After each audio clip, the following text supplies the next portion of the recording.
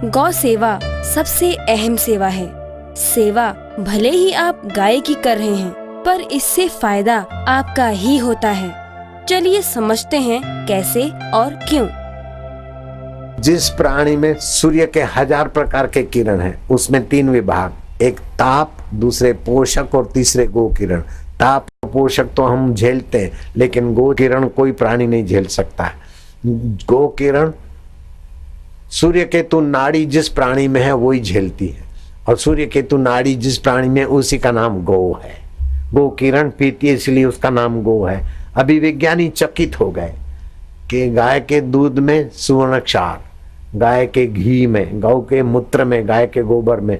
मैं खुला चैलेंज करता हूं, दुनिया का ऐसा कोई देश हो या ऐसा कोई व्यक्ति हो जो मुझे सच्चाई से कह दे कि फलाने व्यक्ति का, फलाने पुरुष का, फलाने जीव का मल और मूत्र पवित्र माना जाता है, नहीं बोल सकता है। केवल हिंदुस्तान की देसी गाय का मल और मूत्र पवित्र माना जाता है। मरते समय भी उसका लेपन करके उसे सुलाया जाता है।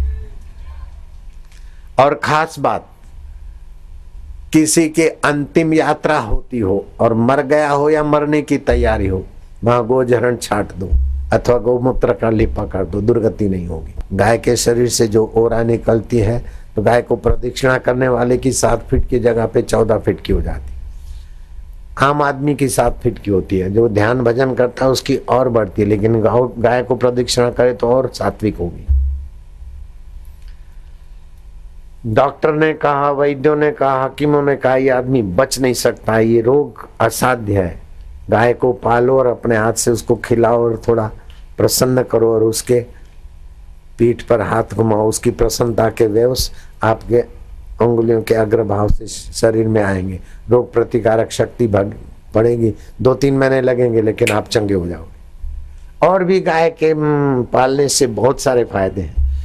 श्री कृष्ण गाय चराने जाते थे, रघु राजा गाय चराने जाते थे, मेरे गुरुदेव गौशालाएं चलवाते थे, और अपने यहाँ कत्ल खाने में जाने वाली गायों को रोक रोक के निवाई में 5000 गाय। अभी वहाँ चारा बहुत महंगा मिलता है, तो अलग अलग जगह पर, कई जगह पर गौशाला खोल दिए और वो सेवा होती रहती है। और दूसरा, जो दूध लेते हैं वो भैंस का दूध मिले 25 रुपए और गाय का दूध मिले 27 तो बोल लेना चाहिए, क्योंकि एंटीबायोटिक है। ये मुख्य बात ये है। देसी गाय का दूध भैंस के दूध से भी ज्यादा मूल्यवान है। केमिकल से बनी हुई फिनाइल बैक्टीरिया नष्ट करती है, लेकिन हवामान भी तो गंदा करता है, निगेटिव पूरा बनती है। लेकिन गोझरण से बनी हुई फिनाइल गाय को स्वनिर्भर कर देगी। 6 से 7 लीटर रोज गौमूत्र मिलता है, और उसको गौमूत्र झेलने वाले मजदूरों को रोज ही मिलेगी। और गौमूत्र से गोझरण अर्क बनता है और कई औषधियां बनती है।